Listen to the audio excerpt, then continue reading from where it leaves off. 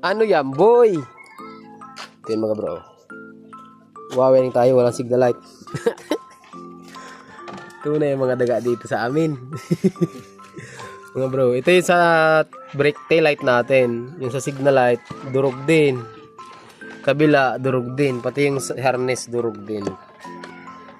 Ay, ano nito mga bro? Yung yellow, yan yung brake, yung tail light, no?